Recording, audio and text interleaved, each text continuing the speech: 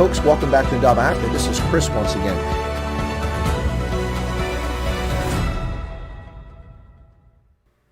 Bonjour, bienvenue, herzlich willkommen bei uns hier auf Chris Wyatt Africa. Hochandit, hey, what's the hilijang? How's everybody doing? Welcome back to Chris Wyatt Africa here on the Indaba Broadcasting Network for today's broadcast of Stray Voltage, including the Indaba Africa news of the day for the 13th of May, 2021. Let's get straight to the headlines, ladies and gentlemen.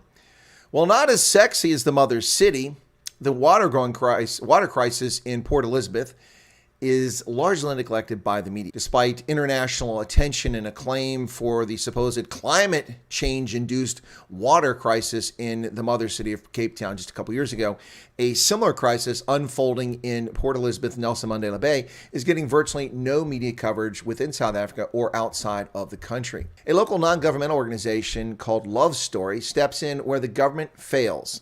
After thieves stole meals and equipment at a local school near Port Elizabeth, a local NGO, Love Story, stepped in to provide meals for 800 pupils after the February theft. South African Police Service Lieutenant General Peter Jacobs attempts once again to prevent an ongoing disciplinary hearing. This is the second disciplinary hearing, and he's trying to do this through the Johannesburg Labor Court. Anti-capital communist advocate of theft Rob Davies, the communist member of the African National Congress, has come out with a new book. For those of you who take issue with the South African opposition party, the Democratic Alliance, claiming it's little more than the ANC, one can certainly understand your grief and your concerns with the Democratic Alliance when they see that this party continues to promote Pumzile Van Dam as a legitimate member of its party when she is part of a very serious censorship cabal that's taking place and unfolding around the world. We'll talk more about that shortly. Former Democratic Republic of Congo President Joseph Kabila's brother, Zoe Kabila,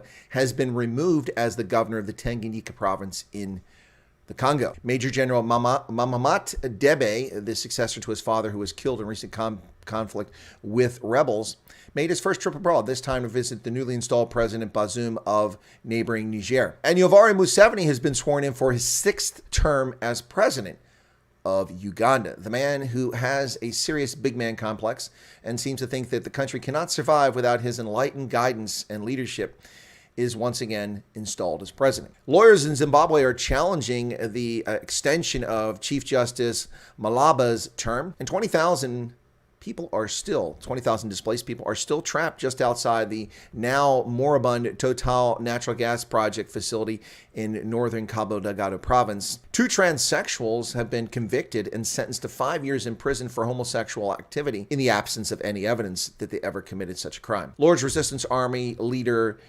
Dominic Ongwen, who was captured during my time based in Uganda by the Operation Observant Compass task force that was there in support of the African Union Regional Task Force to hunt down Joseph Kony and his band of brigands.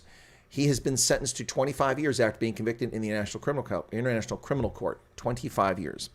Israel claims to have killed 10 senior Hamas military officials in recent attacks in the past 24 hours. And the leftist media in the United States is already distorting the story about Liz Cheney, making her out to be a martyr and claiming she's something she's not, a conservative Republican. China's Tianwen-1 will attempt to land on Mars tomorrow on the 14th of May, 2021, in its first ever attempt to put a rover onto the surface of Mars. And France undermines private business with introducing a bill that demands that 30% of all workers, executives in private enterprise be female. So France abandons competence in favor of genitalia. Those are the headlines today, folks. Let's get to in-depth analysis and commentary about these events taking place across Africa and around the world, with a focus, of course, on Africa. We'll start right off with the situation in Nelson Mandela Bay, or as it's now known, apparently, although that is not completed, that process. Nonetheless, we've already seen Google change the name on maps, even though it's not legal yet, but hey, never mind the small fact. The water situation in the Eastern Cape, according to the Daily Maverick, is clear and a present emergency. The province's 7 million people are living in fear and anxiety due to a major shortage of water. The situation has been ongoing for many years, but which has now degenerated into a crisis. In the midst of the Cape Town water crisis, I reported repeatedly the urgent situation also unfolding in the Eastern Cape, particularly in the Nelson Mandela Bay metro area. That situation is not improved. ever since the water situation in the Western Cape did improve. It remains very serious in the Eastern Cape and gets no attention whatsoever from the media. As the author here, Roland Ngam, says, Cape Town's Day Zero campaign was the biggest environmental story of the 2010s. It was the main conversation topic around water, office water fountains and dinner tables. Will the city of Cape Town go on to a downward spiral? Will it be a biblical Armageddon down there? Everyone wanted to know. It was edge of the seat stuff. But no one's talking about this. But make no mistake about it, the water situation in the Eastern Cape is a clear and present emergency. The province's 7 million people are living in fear and anxiety due to major shortage of water, a situation that's been ongoing for many years, but which has now degenerated into a crisis. Dam levels are at 12%. The Cougar Dam has been at 4.5% for some time now. There is really no water left there. Remember that 4.5% dam level does not translate into 4.5% availability for the city. Only 1.5% of the water is usable. Nelson Mandela Bay Mayor Nkaba Banga has been desperately trying to cut down daily water consumption from 300 megaliters a day to about half that amount. He's also been doing a lot of buck passing, blaming former office bearers sitting on their hands while water infrastructure collapsed. Well, to be fair, he hasn't been the mayor for very long, so blaming someone else is not unreasonable. He wasn't the mayor. Fires all over the province. Sarah Bartman district is also on the brink. Water supply in Makanda has been erratic for years, as reported by Grootkoets Mail and other media. It is a crisis that bears attention, yet it doesn't get it. Why is that? Perhaps because Port Elizabeth is an industrial town. It's not particularly sexy, and it's not something that just makes the news much inside South Africa or outside of South Africa. But speaking of Port Elizabeth and events taking place there, let's talk about the theft of food stores from the national government, from students and pupils, and what happened in Port Elizabeth. After thieves steal food for 800 pupils, nonprofit donates 3 months' worth of meals. When thieves plundered their kitchen, the school in Chowderville, Nelson Mandela Bay, was left in crisis and had to plan day to day to make sure pupils had something to eat. According to the police, the caretaker first noticed the theft on Sunday, the 21st of February at about 1 p.m. The food that had been cooked for the following day's meal was missing, as were cables, a kettle, and electrical cords. He then discovered an open classroom window and the ransacked kitchen. A case of housebreaking was opened by the police, but no arrests have been made. After reading the article about the school's dire position, the Industrial Development Corporation partnered with local NGO Love Story to supply the school with meals for a term. Liska Kok from Love Story said they liaised with the school to find out what they needed. We were moved by the article and tapped into our relationship with Love Story to see how we could come to the school's aid to temporarily assist them and ensure that pupils who depend on these meals are not stranded, said Taboho Molefe, IDC's corporate social investment manager. Love Story founder Elaine Watson said, assisting those who are destitute has always been close to our hearts, and we're grateful for partnerships such as those with the IDC as we can reach out to even more people through our efforts. 2 meals a day offered by the school have been the only meals that most pupils get. We package the surplus of the daily cooked meals and send those home with some of our learners who need it most to benefit their families. The school did not have the money to replace the stolen food because it had already used its allocated budget to buy it. The school also paid a security company to patrol at night from 6 to 6 at 2,500 Rand a month. Now even those who work at the school come around to make sure that everything is still okay. Absolutely shameful conduct of people stealing food from school pupils. Again, as is pointed out here, these are very poor children, and the majority of these children get no food at home. So the 2 meals that they were provided at the school per day are their main and oftentimes sole source of nutrition. Any despicable scumbag that would steal food from children really needs their head examined. Now, this food was funded by the National School Nutrition Program, and one has to wonder why it didn't step forward and provide more. Probably because there's no money in such programs would be my assumption. I don't know that to be a fact. But given the level of theft and corruption in the African National Congress, it wouldn't surprise me at all. And Lieutenant General Peter Jacobs from the South African Police Service is attempting to have the labor court quash another disciplinary hearing against him. In February, the then suspended crime intelligence boss headed to the labor court and successfully halted a controversial disciplinary hearing against him. Now he's headed down the same path, trying to suspend a disciplinary hearing related to the slain police officer Charles Kinnear. Lieutenant General Peter Jacobs, who now heads Police Inspectorate Division, has again approached the labor court to try to stop police bosses from going ahead with disciplinary proceedings against him. The proceedings relate to misconduct allegations he faces in connection with Lieutenant Colonel Charles Kinnear, who was assassinated outside his Bishop Lavis home in Cape Town on the 18th of September 2020. Amid the allegations Jacobs faces based on an affidavit of his filed in the labor court this week is that he failed to give immediate attention to the threat on the life of Lieutenant Colonel Kinnair. Lieutenant Colonel Kinnair was eventually killed emanating from the threats. The Daily Maverick reports that the anti-gang unit head Andre Lincoln, also effectively Kinnair's boss, faces allegations as well. National Police spokesman Brigadier Vish Naidu has not responded to questions about the matter from the Daily Maverick. And police corruption just continues, folks. Why in the world is this officer seeking to have a disciplinary hearing against him quashed by an outside body? If he's not done anything, then it should bear that out if he's not responsible. But once again, speaking of reprehensible sort of conduct and unsavory sort of characters, a former South African minister and avowed communist and an avowed opponent to free markets and a proponent of theft and redistribution. That would be one Rob Davies has published a book, and his book has come out. It's an excusator for the ANC's economic failures and his own failures. Specifically focused on the GEAR program of the late 1990s, which was an abject failure in improving South Africa's economy and redistributing wealth. Former minister's memoir is a candid critique of South Africa's political economy.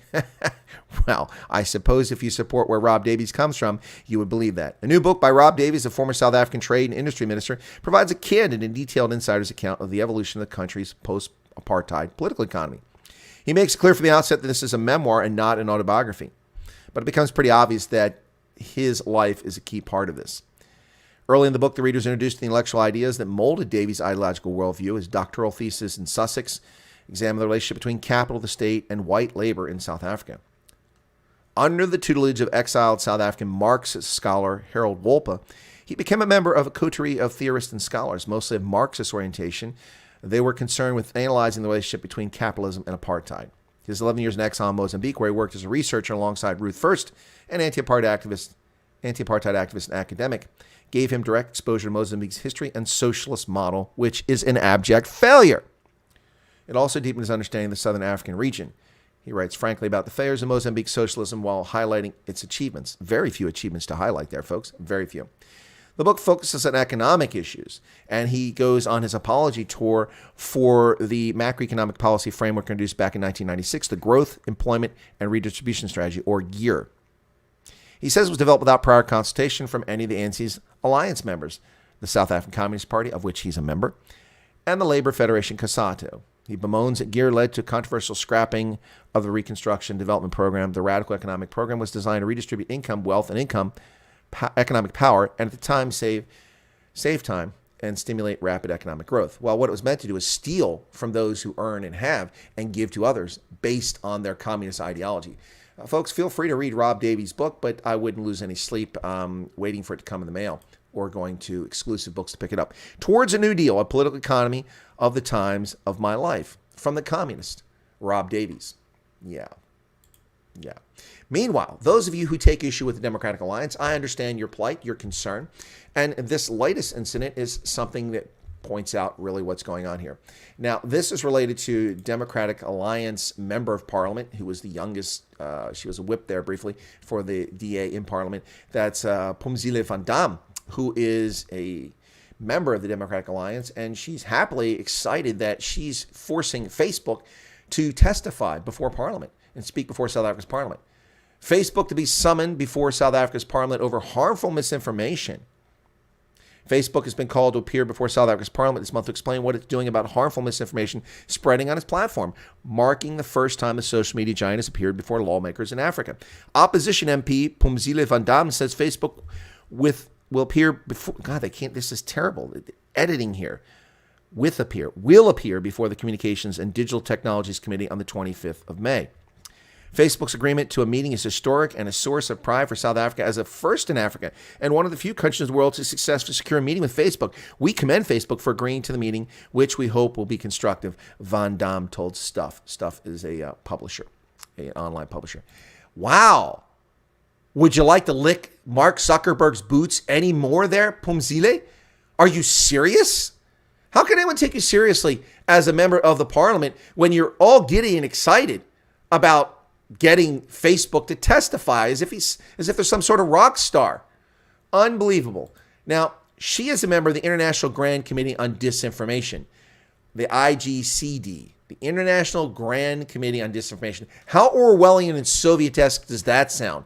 Let's take a look at their webpage. She's proud to be a member of this, folks, in case you're not sure about that. Yet she also considers herself to be a global expert on misinformation, digital transformation, innovation, digital privacy, communications. How? And a feminist. Well, good for you. She said it's an absolute honor to be a member of the International Grand Committee on Disinformation, a group of public reps from around the world who work in collaboration to combat harmful content, hate speech, and electoral interference in social media. Does anybody else begin to smell a rat here? Well, I do smell a rat. Now, I've never been critical of her in the past, despite some of her rather odd statements in Parliament and some of her objectionable behavior coming into Parliament, a very young member of Parliament, 31 years of age. But this takes the cake. She is a member of the International Grand Committee on Disinformation. Yeah, this is a committee that's focused on spreading disinformation. Let's talk about that. Who we are, an international array of legislators, policy advisors, and other experts who share a recognition of the damage online platforms are doing to the nation's social fabrics and democratic systems. We are working together to forge international alliances that bring shared, effective strategies in the battle against online disinformation, hate speech, and electoral interference. Well, that all sounds wonderful, but we all know that they don't really care about hate speech. These people don't care about election interference. They desire it. They desire Facebook handing out $350 million to corrupt local elections. These people don't care about what's going on. They care about their disinformation. And let's take a look at their bootlicking, all right? So here's a photograph. Look at them all beaming and smiling. An empty chair. They look to their exalted savior. What's the name you see there? At the head of the table, Mark Zuckerberg. The idea of International Grand Committee on Disinformation and Fake News arose from a meeting in Washington, D.C. pub between 4 members of Parliament. Why are 4 members of UK Parliament in a D.C. pub discussing this? Well, let's take a look at the members here. Damian Collins, Nate Erskine from Canada, Jan Skakowski from U.S. Congress. Who? David Cicciolini, U.S. Congress. Who? 2 leftists from Illinois and Rhode Island. And Pumzile van Dam from South Africa, as well as the reviled green Renate Künast. Renate Künast is a member of the Alliance 90 Greens politician, lifetime politician lawyer. She has served as a member of the 19th Bundestag since 2017.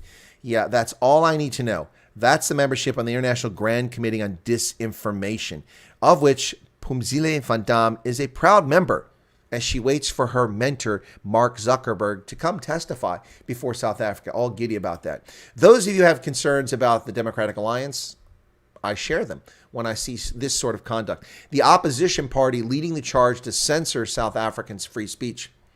Shocking. Not really. Permanent political class, folks. Some just enter earlier.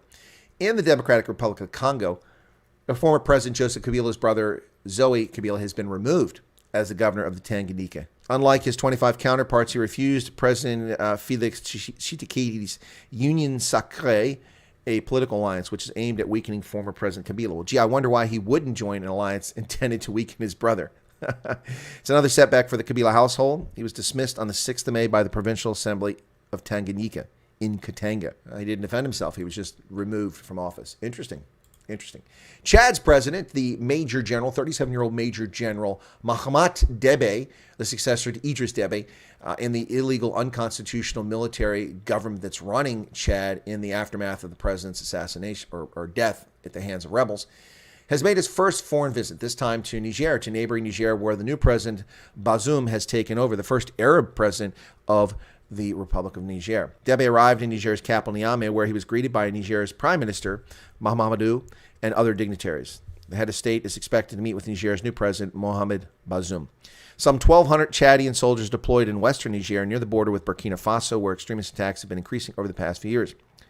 Both Chad and Niger are members of the G5 Sahel, which is a regional body which I've covered extensively here on Chris Wyatt Africa, the G5 Sahel. I have the distinction of being the first U.S.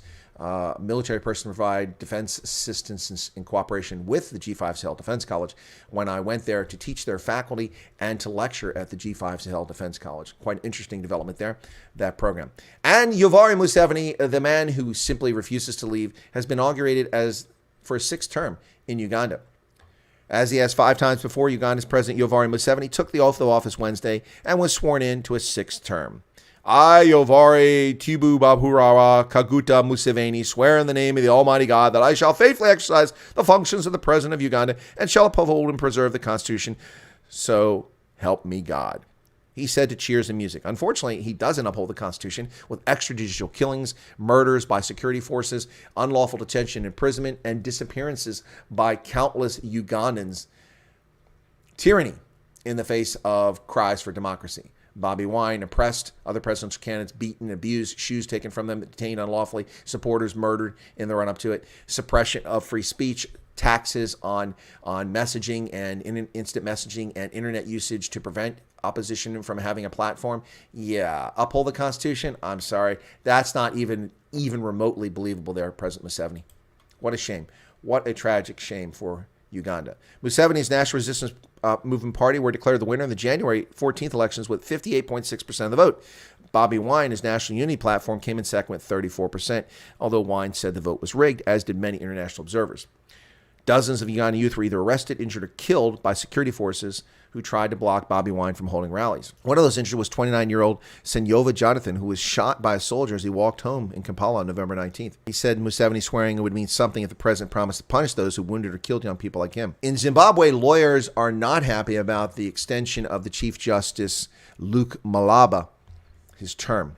Top Judge Luke Malaba was criticized for dismissing opposition petitions seeking to annul the 2018 election results over alleged rigging in favor of President Emerson Mnangagwa. He'd been due to retire on Saturday when he turned 70, but Mnangagwa's ruling ZANU-PF party used its majority in parliament to amend the constitution, allowing the president to extend the retirement age of senior judges to 75 if they proved they were in good health. Lawyers and the opposition say the amendment that allowed Malaba to continue in office and empowered Mnangagwa to appoint judges of the constitutional and supreme courts rather than go through public interviews was a violation of the country's charter. Indeed it is, but it should not come as a surprise. ZANU-PF treats Zimbabwe as their own personal playground, and they loot and pillage from Zimbabweans.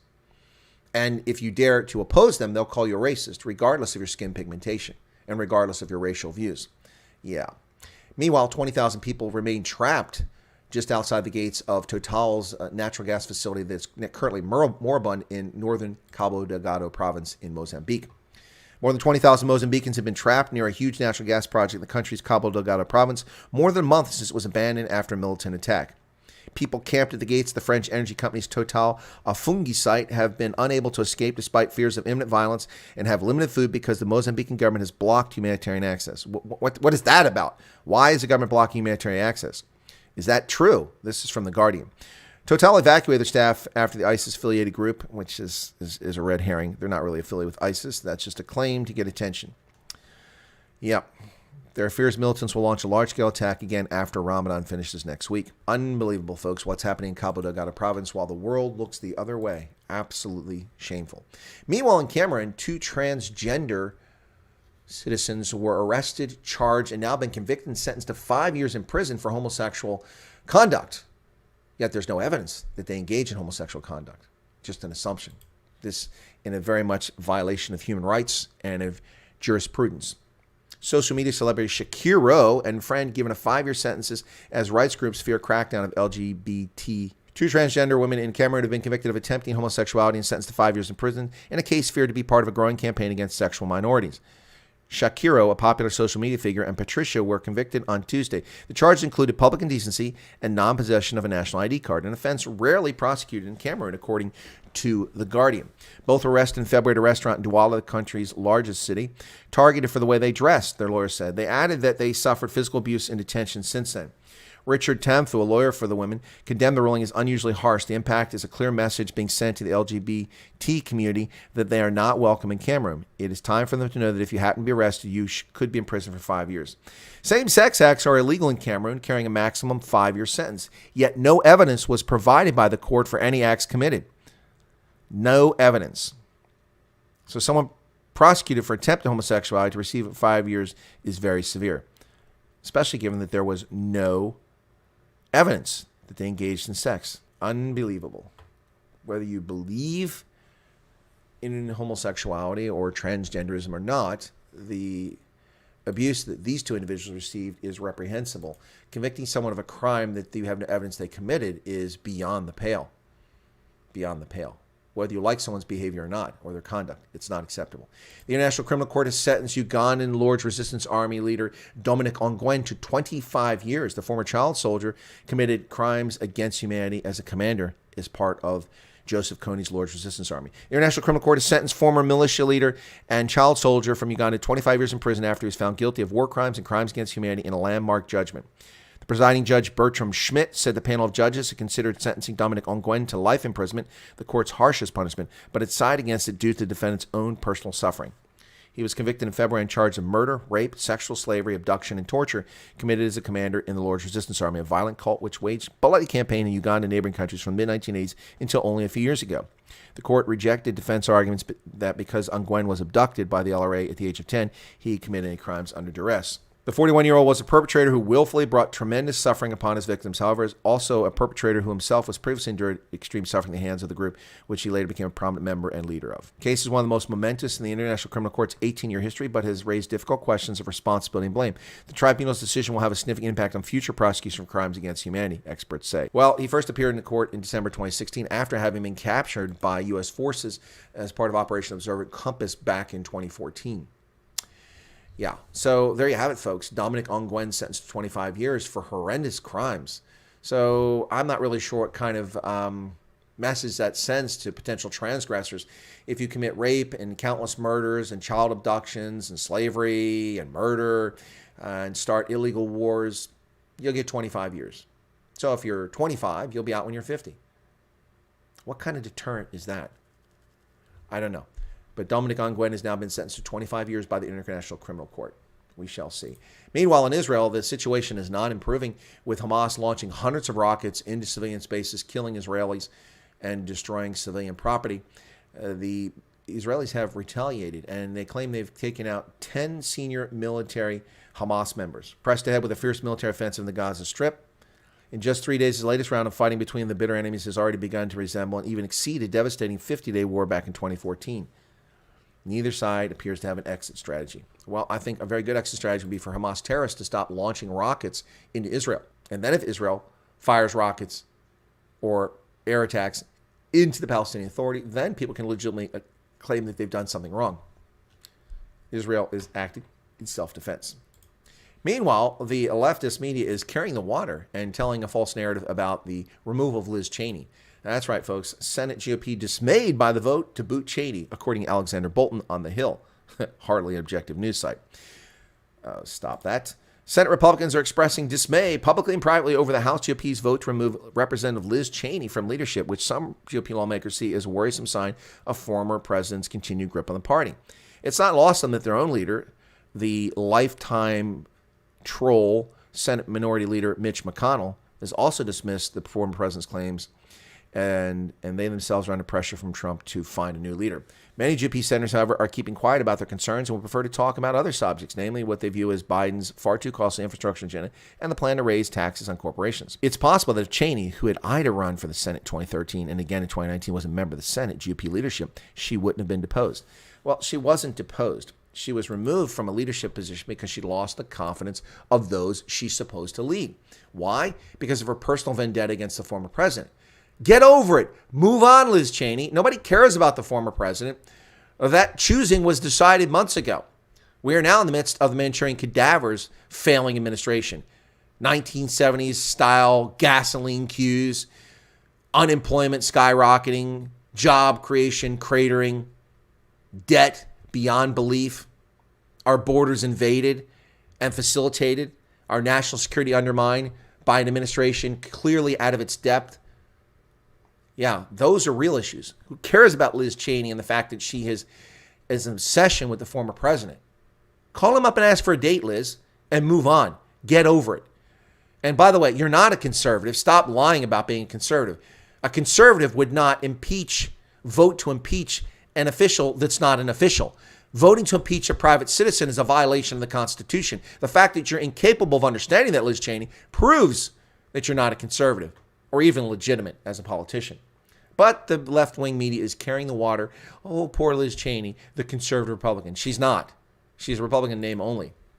Meanwhile, China is attempting to land on the surface of Mars. Wow, folks, the Chinese are not far behind the Americans with their Tianwen-1 set to attempt a Mars landing on Friday.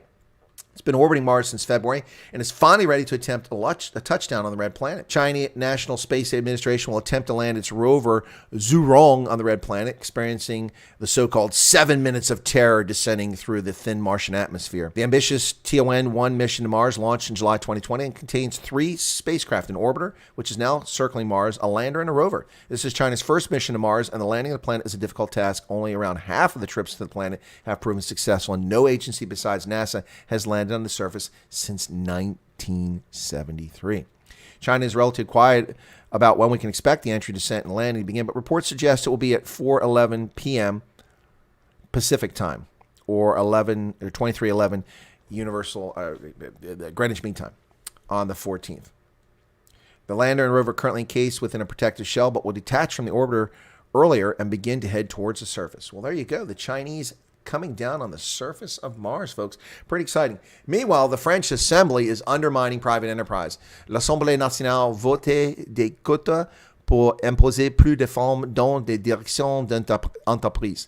La proposition de loi défendue par le député LRM de l'Essonne Marie-Pierre Rixienne et adoptée à l'unanimité doit désormais être transmise au Sénat. So what this is about is they are trying to pass a law that requires that 30% of executives in private enterprise be women by 2027, and that in 2030, 40% be women. So make no mistake, ladies and gentlemen, this is not about equity. This is about virtue signaling, selecting people to be executives based on their genitalia, not their competency and their qualifications. But that's the world we live in. Diversity, the religion of diversity. Not genuine diversity. You know, we won't pick a woman because she lived in Africa and has experience working with the informal and the formal economy, and that's something that our corporation doesn't have much experience as we seek to advance our businesses in Africa. We're not going to pick her. We're just going to pick a woman because it's a woman, because she has the right genitalia. What utter nonsense. What utter nonsense. And there you have it, ladies and gentlemen. There's the news with in-depth analysis and commentary today, the 13th of May, 2021, here on Indaba Africa News of the Day. Thanks a lot for tuning in. We'll catch you here next time on the program. Appreciate your support and patronage. If you're not a subscriber to Chris Wyatt Africa, hey, why not become one? It's absolutely free. If you're listening to this on the podcast, All Things Africa, hey, glad that you're on the podcast. We appreciate your support, but why don't you go over to Chris Wyatt Africa on the tube and become a supporter, become a subscriber by pushing that subscription button right down there in the bottom right-hand corner and say subscribe. Be sure to be selecting all notifications so you get notified of future live streams and videos posted on the channel. Remember, this channel was censored. We went from 22,000 subscribers to now just 600 subscribers. So thank you all, those of you who are there, the faithful, who continue to stick with us. We really do appreciate it.